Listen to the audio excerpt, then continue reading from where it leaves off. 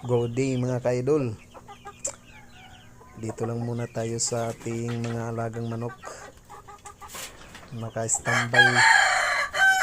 Gawa ng wala tayong magawang content. Kaya ito lang muna ang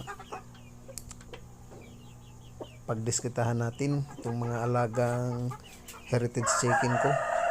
Yang RIR, Rhode Island Red. Saka yung nasa likod ay isang BE Black Australorp, and yung indang nasa likod is Maran. Meron pa akong BPRs na sa ibang bahay nila,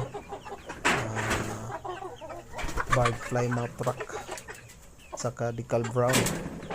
5 klaseng heritage chicken ang inaalagaan ng mga ka-idol.